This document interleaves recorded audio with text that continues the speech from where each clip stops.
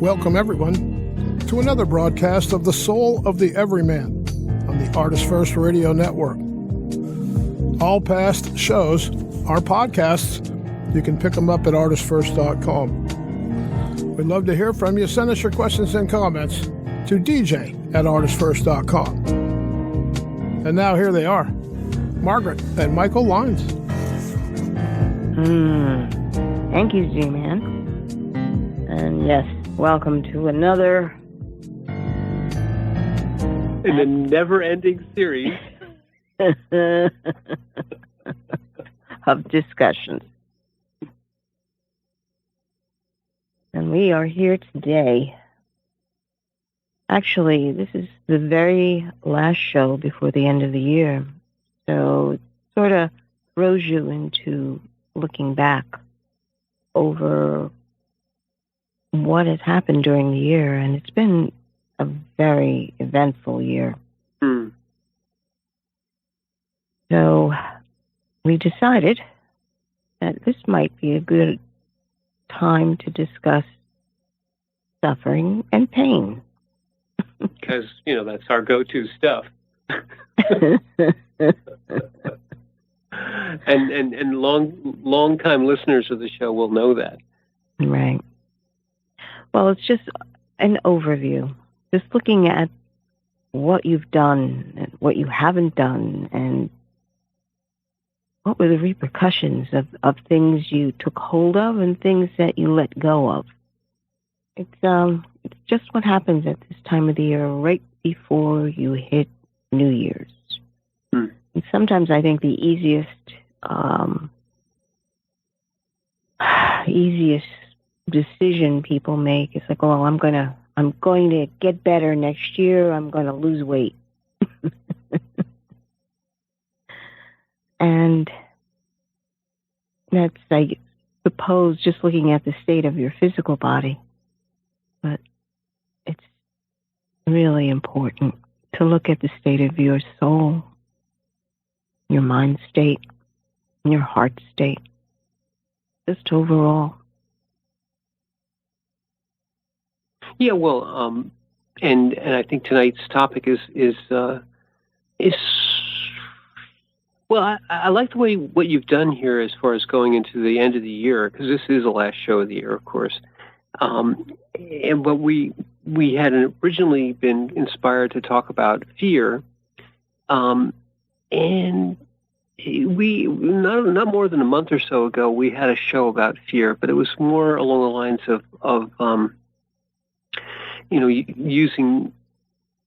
using fear as a sort of a driving principle. Allowing your fear, in essence, to be an inspiration or be a something which would actually drive you forward. But this subject particularly was being discussed by Jordan Peterson. I'm sure folks are familiar with him because he's quite ubiquitous out there on the tubes. And he was talking about in his clinical practice running into people who were clinically the clinical diagnosis of, let's say, PTSD, which is in essence an overwhelming state of fear, a paralyzing state of fear. And a large part of his practice with folks who are experiencing this level of fear is to teach them through therapy to face their fears, and that in essence that's the path forward. To realize that the fear itself is oftentimes greater than the actual thing that you fear. The feeling of fear that you get is more than the actual experience would cause, more pain in essence than the actual experience would cause. So there's that. But I do like that you've kind of gone off into the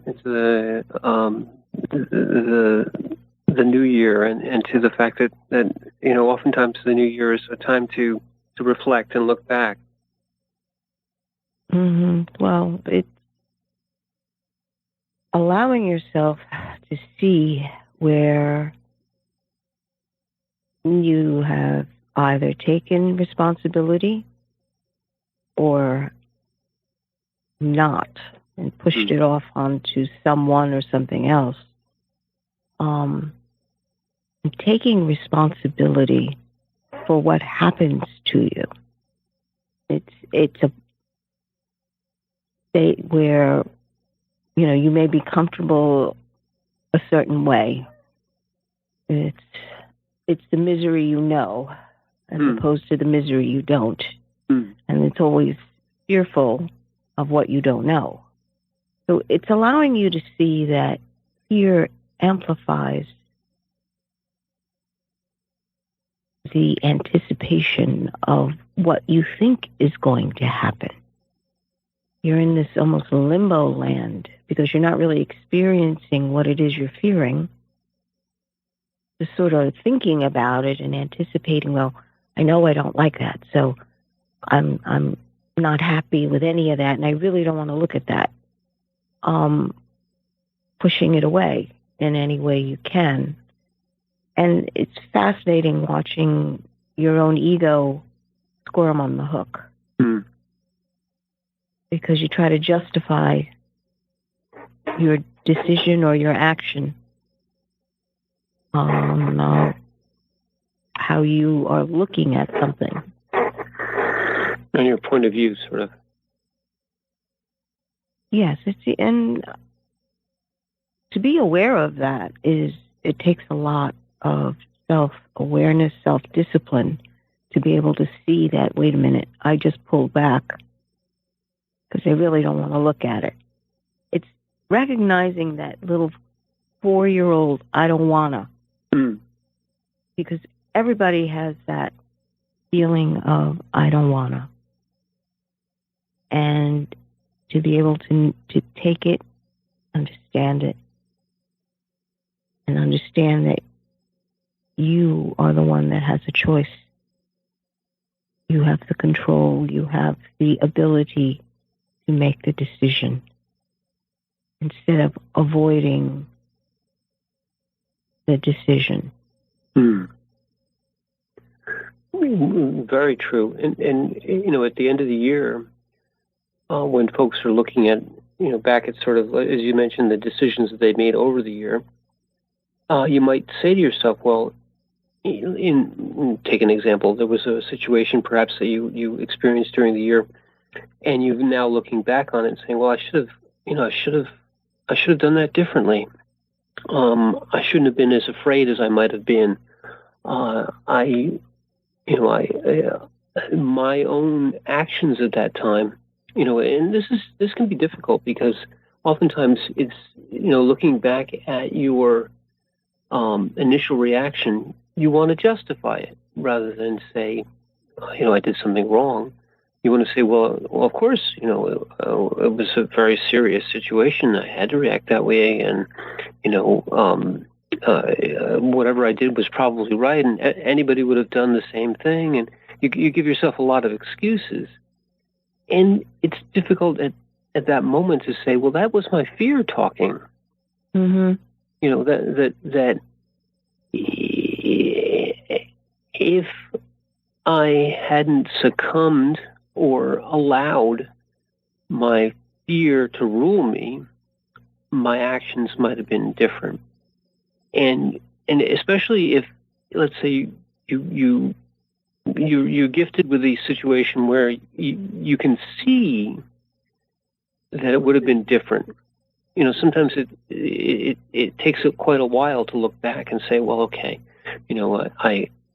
I thought this was going to happen, and so I did that. I thought that if this threat was unavoidable, and so I took this action. It's like a Greek play, where in essence your actions based on fear are what actually bring the disaster upon you. So well, the decision that you made, its foundation was fear. It was a fear-based decision as opposed to being a clear decision.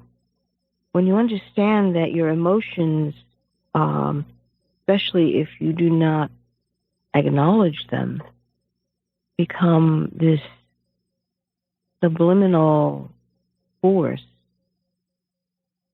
in your decision-making process. You truly are not conscious, but it's there pushing. And to be able to look at it and say, oh, wait a minute, it's because I was afraid and I really didn't want to have to think about that. I took the line of least resistance, the quickest way out, without really realizing that it brought all these other repercussions to that decision and actually made it worse, because I'm still responsible for this decision. But now it's added levels of complication to it. To be able to hold your consciousness at that point, in that objective viewpoint, and say, okay, no regrets. I recognize this. I must start where I am standing right now. And then take a step forward. Because the other way to avoid bearing the responsibility is to sit and regret and say, I should have done this, I should have done that, I could have done this if this had happened. And this, it's still avoiding the step forward. You're exactly right. And you did some work with one of our friends, with the 12-step programs.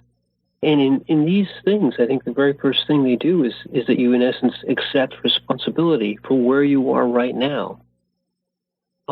You part of that 12-step program is realizing that none of your excuses helped you, and in fact, might have, in essence, added to getting you to where you are now, which in many ways is for a lot of these folks rather, is like a rock bottom. You've lost everything. Your addiction and perhaps the fear that was associated with it, or that you were using the drug or the alcohol to assuage, it got you to this point where perhaps you've lost friends, family, wealth, possessions, etc. Right. And now you may even be incarcerated. And at this point, you have to almost willfully take a step in the direction and say, yes, I take responsibility. I did those things. And the only way I'm going to get out of them is, as Jordan Peterson says, is you have to face your fear and own the consequences of having been driven by your fear. And the other point that he had made was the fact that you don't expect to have it all be made right in an instant. You take it day by day, moment by moment, a little step, and realize that, yes, you made the little step, but you're a little better than you were. Just to be, it's a conscious discipline to be able to realize that doing this allows me to be that little bit better, and then continue doing that. Just continue taking it step by step. In that 12-step program, you have to acknowledge that you need help, first of all. That's usually because the illusion is that I can stop at any time. And the truth is you can't. You're going to need some help. And to be truthful enough with yourself and to love yourself enough to know that you're going to need help. And the truth of the matter is we all need help. It's not just when you are in an addiction to alcohol or drugs. People need help all the time. And addictive behavior is baseline to a lot of humanity. But you have to be aware of where you happen to be in that habit form. Is it a habit that is going to break you to pieces? Is it a habit that is growing in one direction or another? That kind of awareness is something that you must decide to embrace. Because you are a 24-hour, 7 days a week process. The word problems comes to mind. Yes, process. Yes, that's what we are. But yeah, maybe we should reset a little bit here, because it is the end of the year. A lot of folks will reflect back on the past year, and I think there's also sort of you mentioned it earlier. There's this baseline. Well, okay, I'll turn over a new leaf. I'll lose 30 pounds. And a lot of that is unfortunately more, in many ways, more of this sort of delusional behavior when it comes to facing your fears. A resolution is oftentimes the first step to doing nothing. Right. And the real prior issue that you have to look at is that,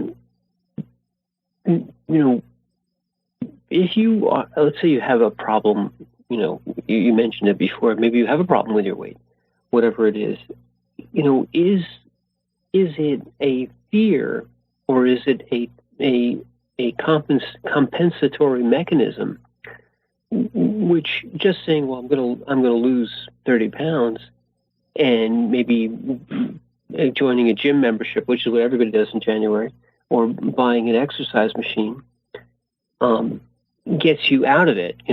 Gets you past the, well, at least I've made a beginning, rather than really do what Peterson is talking about here, which is to face the actual fears. Look for the root cause, or get closer to what the root cause of this is, and in essence,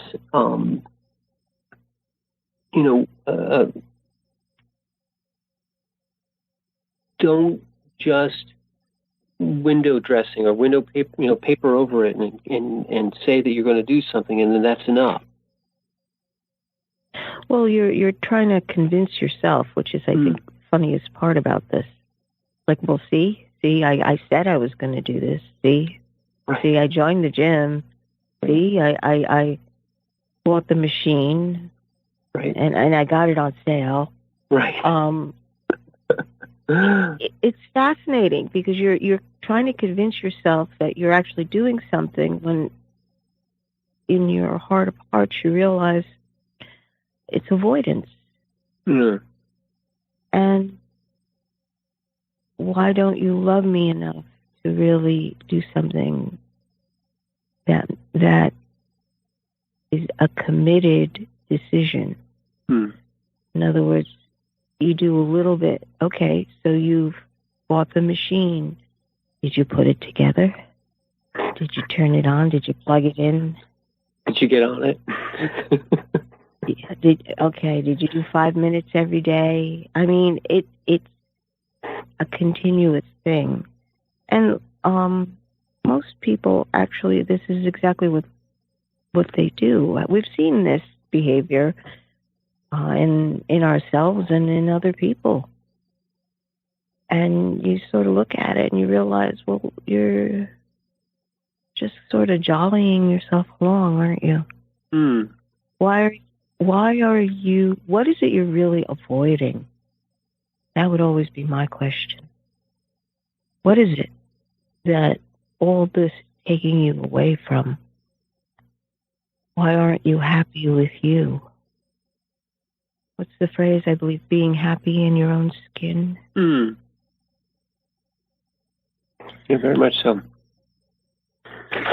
Yeah, there's a whole show right there.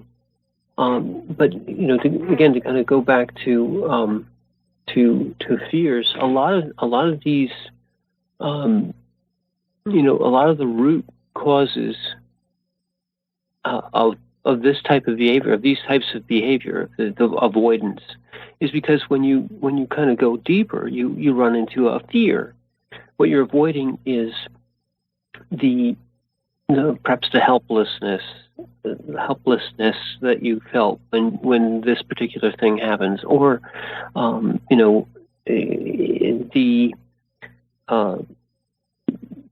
whatever is triggering you, whatever has given you this trauma. You don't want to re-experience it, so you find other avenues, other venues. Maybe you were traumatized because you were in a situation where you didn't have enough money, or you were very afraid of running out of money because of issues of that nature. So now every time any type of issue with money comes up, it triggers that fear, and it runs you into a direction. Go ahead. I'm sorry. Yeah, no, that is exactly it. Especially when you're young and you have experienced some type of suffering. For instance, my mom would tell me of her experience in the Philippines when the Japanese had invaded. And everybody had to literally run from the invading army. Then they would be hiding in the mountains. It's the old head for the hills thing. This is right. What they did. But the truth of the matter was they went hungry many times because they didn't have enough food. So they would send almost like foraging groups out to try to bring some food in, and sometimes they never came back. And they get word later that they were found by the Japanese. So this connection of hunger and no control as a small child, hiding in a cave or somewhere where they couldn't be found for fear of what would happen to them. And that became a major issue of I must be secure. I've got to be secure. Money will make me secure. I can buy things. I can be, it escalates that way. But I believe that internally that fear where suddenly you don't have enough to eat, there would be such pain rising up in her when she would think of this. That she would immediately go into, you kids, you don't realize what you have here. You should appreciate it all. When we're looking at her going, we haven't experienced hunger, Mom. Sorry. But isn't that interesting? Because again, generationally, just to put it in context, your mom was quite young. She was probably, 6 or 7 years old, maybe even younger. Younger, yeah. Younger. And so this was an early life trauma that uprooted her whole existence as a small child, and then scarred her. Yeah. So Peterson might run into somebody like that in his practice, and realize that the root cause of this person's current behavior, maybe their current behavior has driven them to be obsessive about money or obsessive about whatever the root cause, the fear that they think can deal with this fear. Over just finances, whatever it might be. But the point being is that he would work his way down and down and down, find the actual, the actual trauma cause, as a small child, uprooted and forced to live in caves and starving and all that. And this, of course, was horribly terrifying, an existential threat where you are helpless, unable to actually do anything about it, scarred you. But you have to go back there and literally face that. And you've dealt with people where, in essence, it's going back and let me just go and stop there and say we've talked about the fact that those types of experiences cause you to fragment your personality. You leave a piece of yourself there, this broken, scared, wounded person that's now encapsulated that fear. Right. It's a piece of your soul that becomes broken off. Personality is adaptive. It kind of walls that off. Right.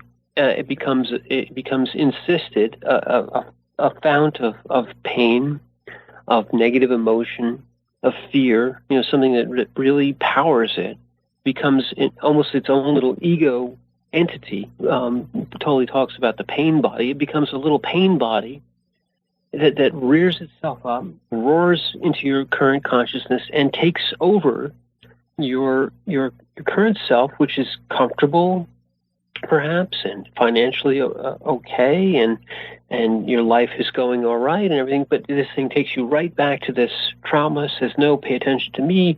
All these horrible things can happen. You have to do this," and redirects your whole life, or at least the current situation, as though the threat that had brought you into this terrible suffering at 6 was happening again. And so you take these weird, these actions, not weird to you, but to everyone else, these strange actions that no one else, your children, you in this case, were like, well, but everything's fine. We don't need to do this, or whatever this may be.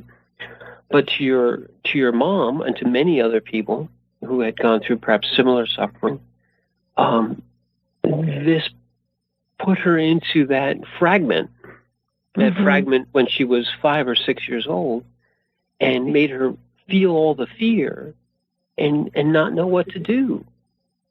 And so again, Peterson would say that at that point you have to literally, to reintegrate that, you have to face that fear.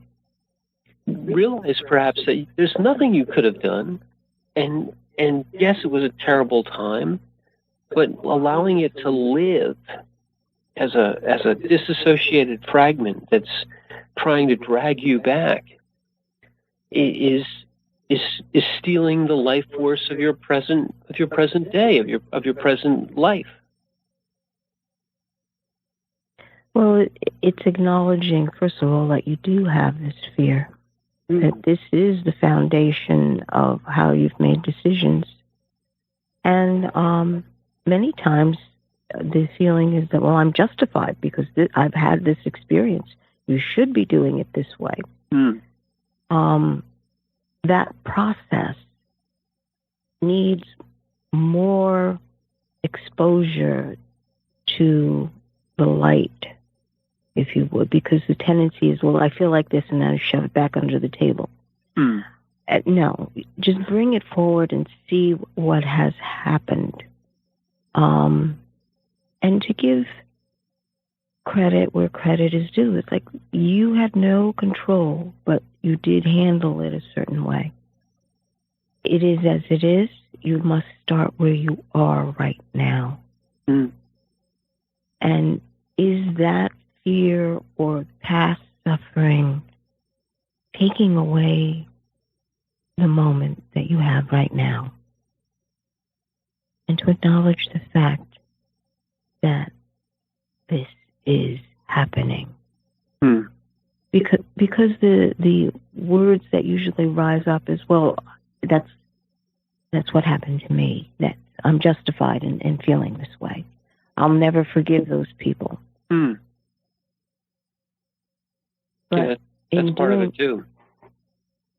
Yeah, but in doing that, it locks you into that pattern of suffering. And you say you want to get out, but of course you can't. You know what? Let's take a moment. We've been facing our fear all the way through, but it's the first half hour has gone by, and this is the last show of the year. So let's take a little break, go back to the studio, and we'll come back on the other side and talk more about fear.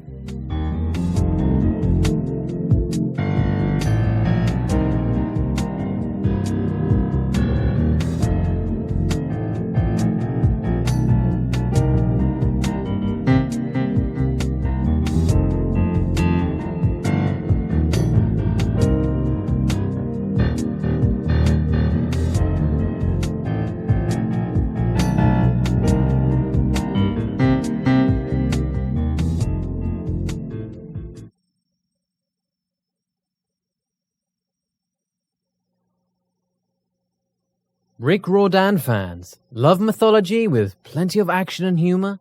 Destroyer's Blood is for you. The new fantasy novel by award-winning author Michael Lynes is book 1 of the adventures of Dev Kalian, the Blood series. Follow Dev and his magic sword Betrayer as they are suddenly attacked and forced to return to Olympus to fight in a war they want no part in. The world of men and gods is about to be destroyed by Zeus's ancient foe, and only Dev and Trey can stop him. The conflict never stops, and the amazing twist will have you on the edge of your seat. Act now while the ebook is on sale for only 99 cents. Destroyer's Blood is available on Amazon.com, Barnes & Noble, iTunes, Kobo, and fine e-tailers everywhere. And while you're there, get the free prequel, It's in the Blood, available for a limited time. The wait is over. First Blood, Book 2 of the Blood series is out. Your favorite bad boy thief Dev is back, and the beautiful and deadly Trey is right there with him. She is sharp, sexy, and full of surprises. Their adventures continue as a new power arises to threaten the world. The heart of creation is under attack, and time is definitely not on their side, as they battle against their enemies' undead hordes. Can they unlock the hidden power that can defeat him, or will his forces draw first blood? Get all 3 installments in the series. Book 0, It's in the Blood. Book 1, Destroyer's Blood, and the new release, Book 2, First Blood, today. Available in ebook and paperback format on Amazon, Kobo, Apple, and most other fine e-tailers. The Fat Man Gets Out of Bed is the latest book from Michael Lynes, the award-winning author of There is a Reaper.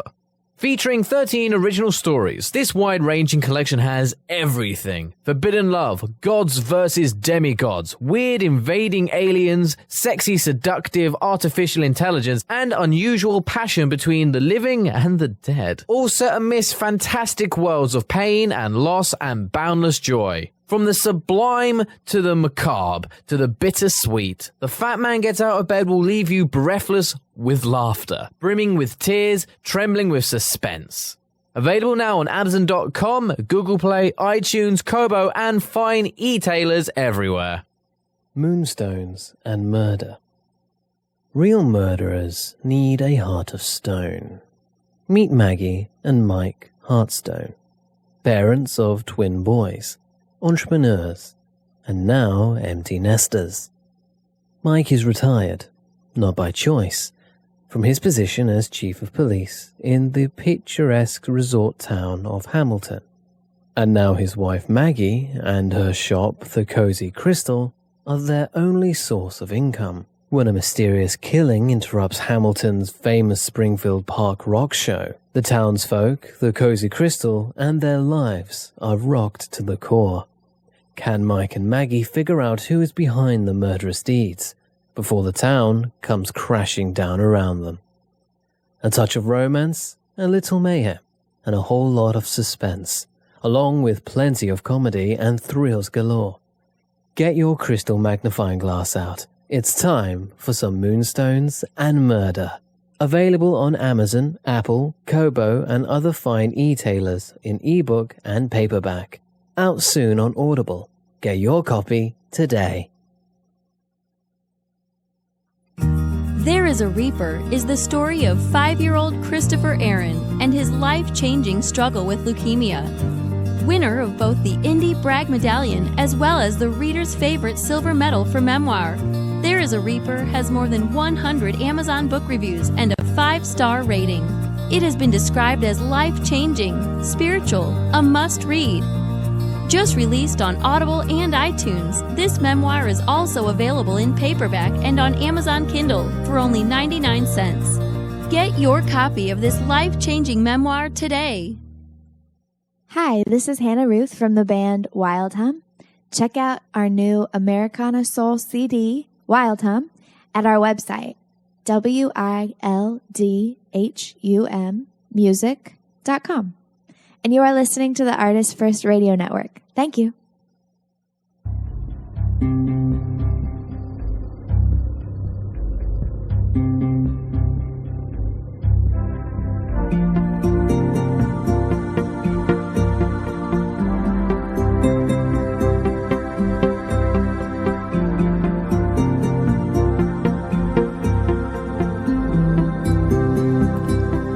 Thanks for joining us on The Soul of the Everyman on the ArtistFirst Radio Network. Let's get back to your hosts, Michael and Margaret Lyons. Thank you very much, T-Man. And welcome to the second half hour of the very last show of the year. Don't be afraid. And tonight we are talking sort of about fear. The genesis of this show was watching a presentation being done by Jordan Peterson, Dr. Jordan Peterson, and he is a clinical psychologist. So he kind of approaches everything from that viewpoint. But we've had shows, Mark, over the years about fear, and oftentimes we relate it back to our experience, especially with our experiences with Christopher.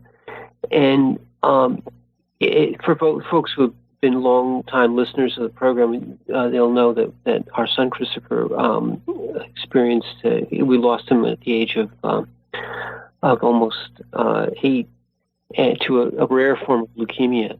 And during that process where we all, especially Margaret and Christopher, went through his diagnosis and the treatment, which took a couple of years, there was a tremendous amount of fear.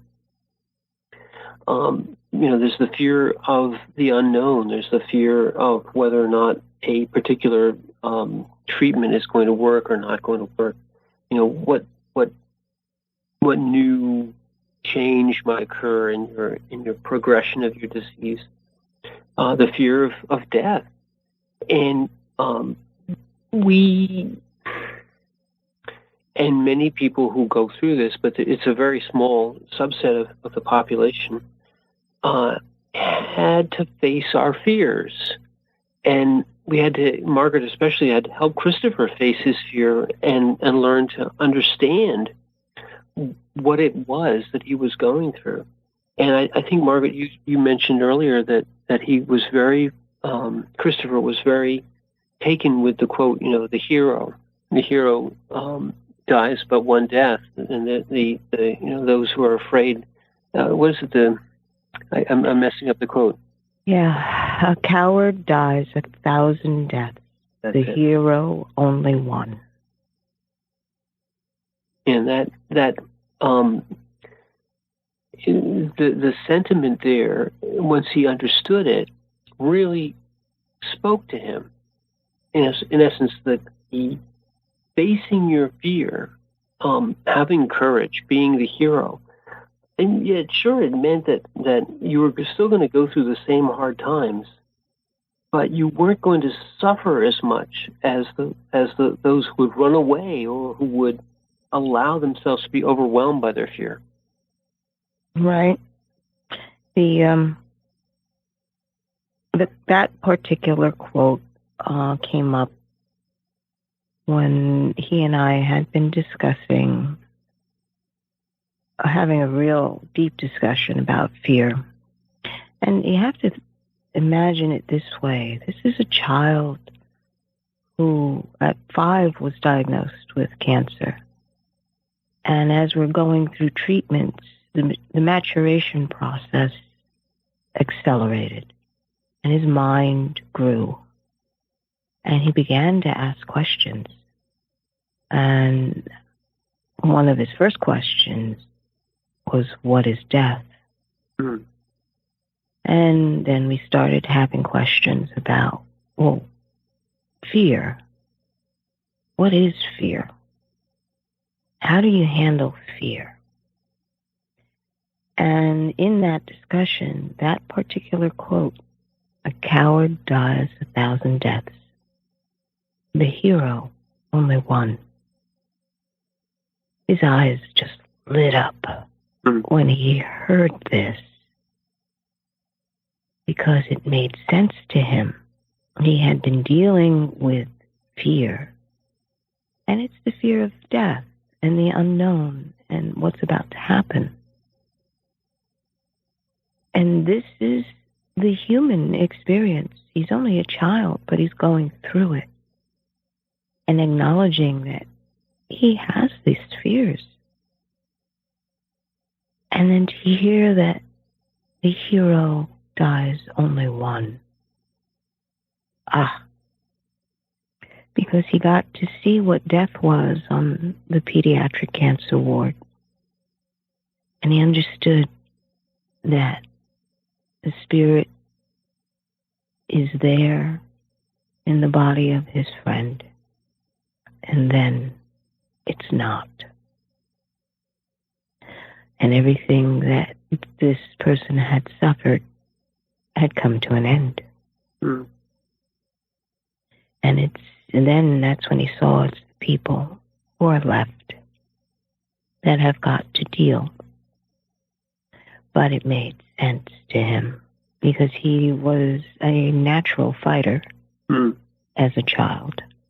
He still is a natural fighter in his spirit form. And the body is the body. And you go through it. He burned through his body so quickly that I've had people say to me, oh, what a shame. He's a child that he had to die as a child. But we looked at everything in terms of living. And he had a full life. So the length of it was not the issue, but the quality of each moment was. Yeah, I mean, and that wisdom which he learned and we learned under great duress is really true of everyone's life. You know, people, of course, always say, well, I want to live a long life, but what they really want is to live a long life without any pain or any suffering or any challenges. And then they'll say, well, if this one is going through tremendous amount of pain and struggling and suffering, that you don't want to live that life. But both these things are the wrong way of looking at your life. Every life may have pain and suffering, or it may not. It's not a guarantee either way. But each moment of your life needs to be lived in a trite way as though it was the last moment of your life, or the moment of now, Tolly would say, or the moment of now needs to be lived as though it was the most precious moment of your life. Because, in fact, it is. Because there is no other moment.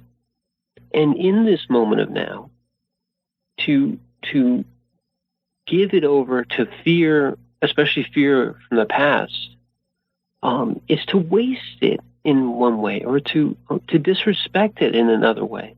If you spend every moment of your current life living in the past, perhaps, unable to see that the current moment of your life doesn't currently include suffering, doesn't currently include pain, and realize that this is something to be lived fully, savored, enjoyed, be present in it. To allow that to be stolen from you, to in essence steal it from yourself, which is an odd thing, but it's what fear does. It steals the present. You, a piece of you, steals the present from you, the being. The being that is you is distracted or subsumed by this ego fascination with the past, with fear, for argument's sake. That coward that dies 1,000 deaths is because in the present moment, when there is danger, the coward he lives not in the present, but in all of his past fears. He lives in all the possible ways to die. Exactly. How it all can go wrong. You play out every scenario of how it can go wrong. And you can do it this way, or it can go wrong that way, or this can be interrupted this way, or suddenly we don't have enough of a certain medicine that way. It just, many, many ways in which it can go wrong. And you die a little bit in every twist and turn. And that's not who you are. It is your mind making up the cage. The twists and turns are the bars of the cage that hold you in that fear, that point in space and time. And when you realize that that is only a construct, and there is something far greater than that. There is a state of being that surpasses it all. And you have the choice to abide there or try to reason or cling to all these fears, looking for a certain way, certainty. Oh, I've got to have a 90% probability rate of cure. I'm demanding that. That means nothing. It really does, because who said that you are in that 90%? Who said you weren't in the 10? It's all mind games, or ego games is a better way, because you want to feel secure in something instead of acknowledging the fact that you really don't know. And there is a certainty that comes from a decision that comes straight out of heart true, as I call it. That's when your spirit is with you. Your spirit and soul are with you in your physical mind and emotion and body. And you are whole in that moment in making the decision. And that is a very different experience. Right. I mean, that in that experience, in the wholeness of making a decision in being, in the moment, you aren't thinking of all the possibilities. You're not, as you said, dying 1,000 times because you're dying in your imagination, in your anticipation, in your fear, 1,000 times. The amount of we said it earlier in the with the quote, the amount of times that you fear pain, the amount of suffering rather that you get when you fear pain is so much greater than the actual pain. You can see it. I know you work with the 4-year-olds. The the anticipation of pain and the crying and the fear and all the histrionics that go on with it is so much more than the actual event. If let's say you tell a child that they're going to the doctor and they're going to get a shot, well, you can guarantee from that moment on, their lives are, if they allow their fear to rule them, their lives are a misery, and they're going to make your life a misery.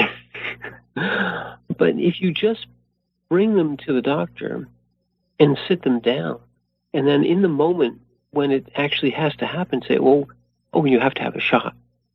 Between that moment and the moment you get the shot, there's almost no fear.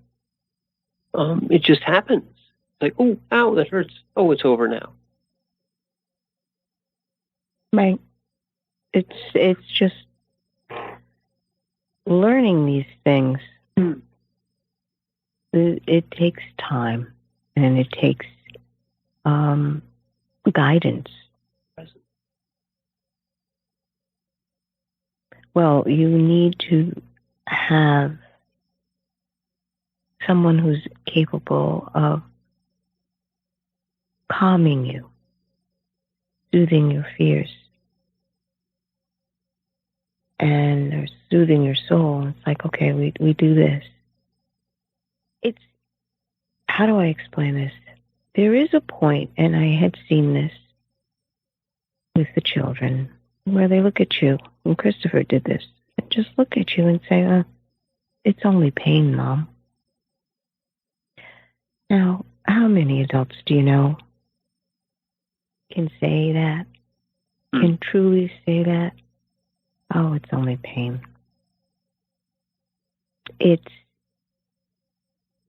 I can count on one hand maybe the people I know that can handle that. Most people are, I don't want this, I don't want to feel that. And I guess that's really what this is about. It's like, I don't want to feel the pain or the suffering.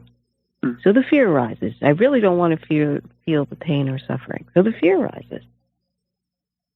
And makes it even more sensitized, makes you even more sensitized to it. Takes you out of your present moment and into the fear. And, when it's only pain, that phrase, it's like, oh yeah, they're going to stick me. Here, have my arm, have my butt, just do it. Let's get it over with. This is when you realize that this person has handled a number of things. I had a discussion with some of the nurses on the ward, on the pediatric cancer ward. And it was because they had to give the shots to the kids. And the discussion was, do you realize that there is a far greater pain than physical pain? And it's that state of non-physical pain that does the most suffering to a person. And this is what we were discussing, because many of the children, they understood that the physical pain was coming, but it's like, all right, get it over with, let's go play. The non-physical pain is realizing that, I don't know if I can go on anymore, and my mom won't listen to me. How am I going to explain to her that this is it? And these are discussions that I had with other children. How do I tell my mom that I don't have it in me to go through this anymore? Another session or another round. Very deep discussions. Because they understood their physical being had reached an end point. And it's important to note that wasn't based in fear. No, it's based in love. They love their mom so much, and they would like to protect her as much as possible, but fear the experience of death is not something that you can guard someone else against. But how do I bring my relationship further along to be able to discuss this with her? Oh my. It was like that they had passed a certain point in their maturity and their spiritual development, and yet to explain and to take some of the pain and some of the fear away from their parents who hadn't come along, is where the dilemma would come in. Yes, because they had lived their life facing their fear, their pain, and their suffering, and walking through it and coming out the other side, realizing there's so much more than what the fear or the experience was. Far greater. They discovered their own spirit, and it's amazing to watch. I mean, that in becoming the hero, in essence, in understanding that there was only one death, that it wasn't this moment, and then having to try and distill that and share that with someone who was still in the fear state, still locked in the 1,000 deaths, in the this could happen and this could happen and this could happen and this could happen, and that is a very difficult thing to be spiritually mature, to understand that all life, as Buddha would have said, all life is suffering. Yet the present moment doesn't have that. So we live in the present. But then to look at another who's still trapped in the 1,000 fears and in the 1,000 deaths of the coward, but it's really just 1,000 deaths of illusion, and try to say to them, I'm coming to the end now. I know it. And I want you to understand that it's okay, that this is normal, natural. It's not this moment, but I want you to come forward out of the illusion into the reality of the being of now. Be with me now, because it won't last forever. Right, Margaret? Be with me now, because it's not going to last forever. And that's the discussion that you were having here. They had already faced the fears voluntarily. They were there. Then you have to try and draw someone you love and help them to bridge the gap. That's a different kind of pain. But it is more than possible. And I believe we have reached the end of our hour. But Scott said we could do another hour if we wanted to, but we won't. Well, thank you very much for listening. This is the last show of 2022, but there will be another show. Don't be afraid about that. We'll have another one in 2023, and we'll have even silkier mics at that time. In any case, I'm Michael Lyons. And I'm Margaret. And embrace your new year with great love.